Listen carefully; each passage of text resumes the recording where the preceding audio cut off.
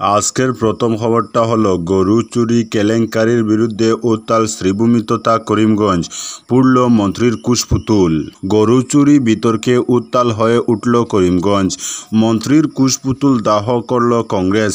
মঙ্গলবার শহরের গুরুত্বপূর্ণ মোড়ে কংগ্রেসের ডাকে আয়োজিত এক প্রতিবাদী কর্মসূচিতে উত্তাল হয়ে উঠে গোটা এলাকা।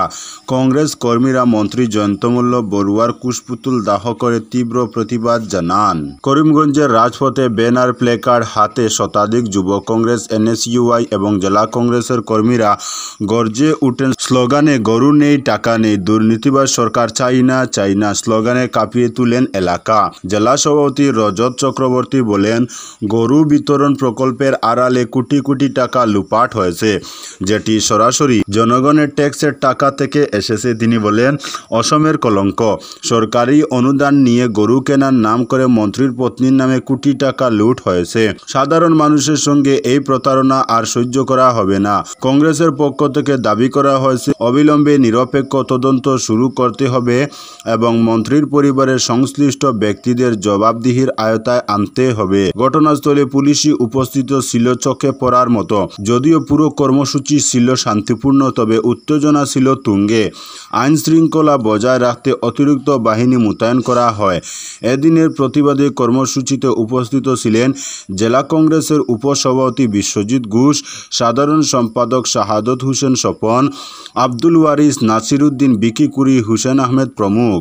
আজকের পরবর্তী খবরটি হলো বাগায় স্কুটি মিনি ট্রাকের মুখোমুখি গুরুতর আহত স্কুটি চালক। ৩০৬ নম্বর শিলচর আইজল জাতীয় সড়কে সংঘটিত হয়েছে ভয়ঙ্কর সড়ক দুর্ঘটনা।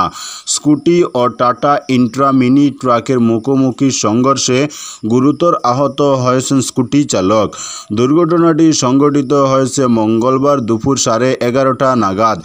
জানা গেছে, বাগাবাজারের দিক থেকে মিজোরাম অভিমুখে যাওয়া টাটা ইন্ট্রা পিএইচই সংলগ্ন এলাকায় দিলবাগ পলিট্রো ফার্মের সামনে উল্টো দিক থেকে আসা স্কুটির সঙ্গে মুখোমুখি সংঘর্ষ হয়।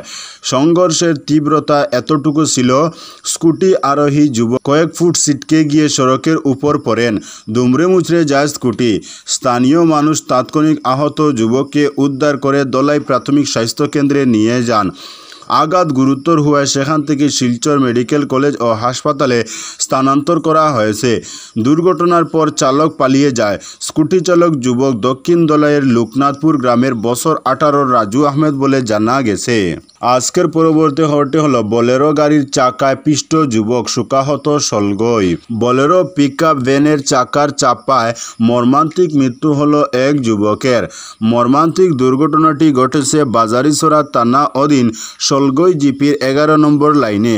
জানা গেছে, সোমবার রাত 8টা নাগাদ স্থানীয় প্রয়াত নন্দলাল লোহারের বছর 30-এর ছেলে রাধেশ্যাম লোহার গরমে অতিষ্ঠ হয়ে বাড়ির লাগোয়া গ্রাম্য সড়কের পাশে বসে বিশ্রাম করছিল। তখন AS11 BC 2580 নম্বরের একটি বোলেরো পিকআপ ভ্যান চালক গাড়ি ব্যাক করতে গিয়ে দুর্ঘটনাটি ঘটে। এতে চালকের অসাবধানতায় গাড়ির পিছনের চাকায় পিষ্ট হয় রাধেশ্যাম। পরে তাকে চিকিৎসার জন্য প্রথমে পাতারকান্দি ও শেষে শিলচর মেডিকেলে নিয়ে যাওয়ার পথে মৃত্যু হয় তার।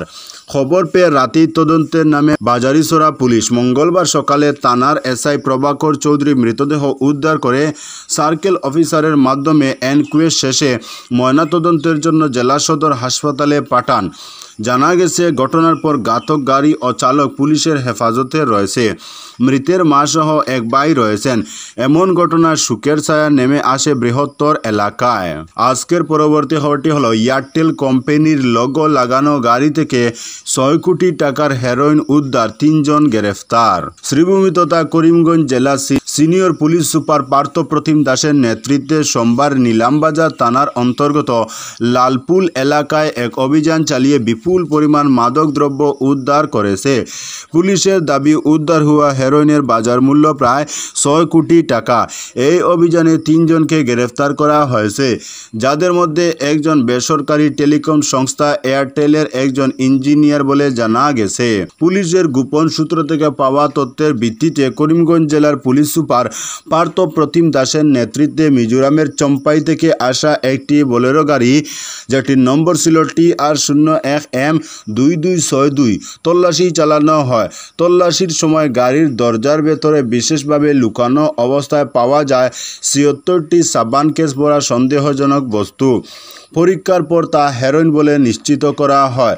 প্রতিটি সাবানের প্যাকেটে যথেষ্ট পরিমাণে মাদক ছিল, যার মোট ওজন ও বাজার মূল্য মিলিয়ে আনুমানিক ৬ কোটি টাকা ছাড়িয়ে যায়। গাড়িতে এয়ারটেল লোগো লাগানো রয়েছে। পুলিশ ৩ জনকে ঘটনাস্থল থেকে গ্রেফতার করে। তাদের নাম হলো সুহেল আলম, ইফতিকার আলম ও সাব্বির আহমেদ। এদের মধ্যে একজনের বাড়ি হাইলাকান্দি, একজনের গৌহাটি এবং অপরজনের বাড়ি করিমগঞ্জের পাতারকান্দিতে বলে জানা গেছে। প্রাথমিক তদন্তে জানা গেছে ধৃত ইফতিকার আহমেদ এয়ারটেল কোম্পানির একজন ইঞ্জিনিয়ার পদে কর্মরত ছিলেন। এটি প্রমাণ করে যে মাদক চক্র কেবলমাত্র পেশাদার অপরাধীদেরই নয়, বরং বিভিন্ন সেক্টরের কর্মীদেরও নিজেদের দলে টানছে। আজকের পরবর্তী খবরটি হলো সীমান্তে প্রতিদিন ধরা পড়ছে গবাদি পশু। সোনাতলায় বিএসএফ এর হাতে আটক 3টি মহিষ। সীমান্ত এলাকায় প্রতিদিন বিএসএফ বা পুলিশের জালে ধরা পড়ছে গবাদি পশুসহ অবৈধ নাগরিক। মঙ্গলবার নির্দিষ্ট তথ্যের ভিত্তিতে এমএনসির অধীনে শিলচর সেক্টরের সোনাতলা বিএসএফ বিওপির জওয়ানরা করিমগঞ্জ জেলার সীমান্ত এলাকা থেকে বাংলাদেশে পাচারের উদ্দেশ্যে 3টি মহিষ উদ্ধার করেন। এদিকে সীমান্তবর্তী কাটিগড়ার করৈখান্দি এলাকায় রাতের আধারে বাংলাদেশে গরু চোরাচালান চলাকালীন স্থানীয় লোকেরা 8টি মহিষসহ একজন সন্দেহভাজন বাংলাদেশি নাগরিককে হাতে নাতে আটক করেন। আটককৃত ব্যক্তিকে মহিষগুলি পুলিশে হস্তান্তর করা হয়। স্থানীয়দের অভিযোগ অনুযায়ী সীমান্তবর্তী রাজাটিল্লা গ্রামের গ্রাম রক্ষা বাহিনীর এক সদস্যের নেতৃত্বে একটি বড় গবাদি পশু চোরাচালান সিন্ডিকেট সক্রিয় রয়েছে। দীর্ঘদিন ধরেই এই সিন্ডিকেট রাতে ভারত থেকে বাংলাদেশে অবৈধভাবে গরু মহিষ পাচার করে আসছে। অন্যদিকে কাটিগড়ার আরও 2টি এলাকা থেকে পুলিশ অতিরিক্ত 2টি মহিষ উদ্ধার করেছে। সব মিলিয়ে দিনরাত একত্রে কাটিগড়া এলাকায় মোট 10টি মহিষ উদ্ধার করা হয়েছে।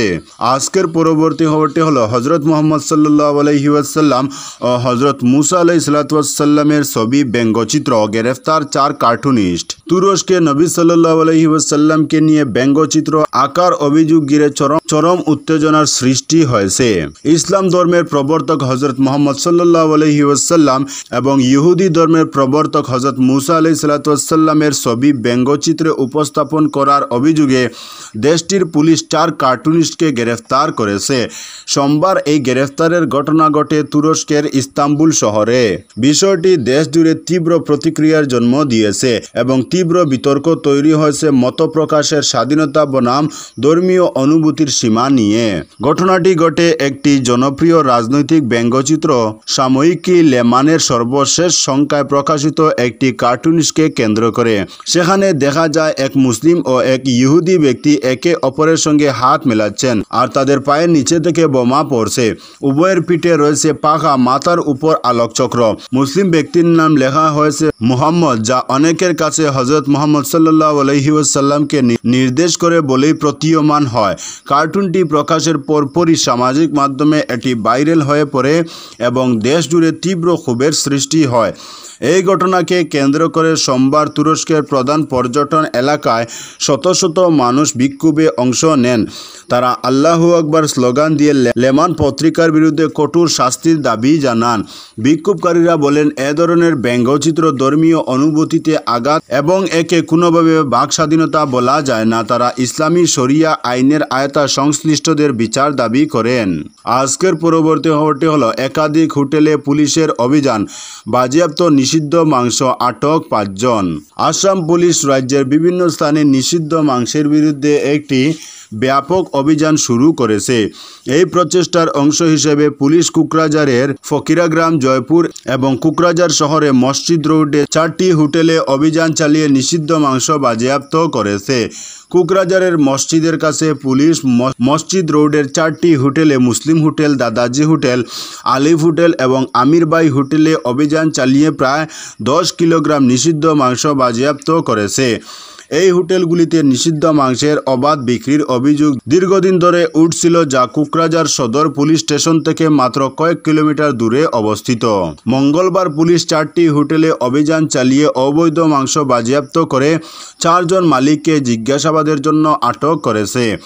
এদিকে ফকিরা গ্রামের ইসলাম হোটেল থেকে পুলিশ 10 কিলোগ্রাম অবৈধ মাংস উদ্ধার করেছে এবং মালিককে গ্রেফতার করেছে।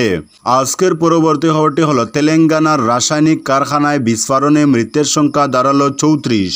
তেলেঙ্গানার রাসায়নিক কারখানায় বিস্ফোরণের ঘটনায় বাড়ল মৃতের সংখ্যা। মঙ্গলবার জেলার পুলিশ সুপার পরিতোষ পঙ্কজ সংবাদ সংস্থা পিটিআইকে জানিয়েছেন, ধ্বংসস্তূপ থেকে এখনও পর্যন্ত 31 জনের দেহ উদ্ধার করা গিয়েছে। অন্যদিকে আহতদের মধ্যে 3 জন হাসপাতালে চিকিৎসা চলার সময় মারা গিয়েছেন। উল্লেখ্য, সোমবার সকালে তেলেঙ্গানার সাঙ্গারেড্ডি জেলায় পাশামাইলরম শিল্প তালুকের ওই রাসায়নিক কারখানা থেকে হঠাৎই বিস্ফোরণের শব্দ শোনা যায়। স্থানীয়রা দৌড়ে গিয়ে দেখেন কারখানার ছাদ উড়ে গিয়ে 100 মিটার দূরে পড়েছে। ভিতর থেকে বেরিয়ে আসছে কালো ধোঁয়া। প্রাথমিকভাবে জানা গিয়েছিল বিস্ফোরণের ঘটনায় 12 জন শ্রমিকের মৃত্যু হয়েছে। আহত হয়েছেন বেশ কয়েকজন, কিন্তু ক্রমশ মৃতের সংখ্যা বাড়তে থাকে। দমকল আগুন নিয়ন্ত্রণে আনার পর ধ্বংসস্তূপ সরিয়ে উদ্ধার কাজ শুরু হয়। তখনই উদ্ধার হতে থাকে একের পর এক দেহ। তো বন্ধুরা, আজকের জন্য এতটুকু। পরবর্তী কোনো নতুন ভিডিওতে দেখা হবে, তখন অবধি ধন্যবাদ।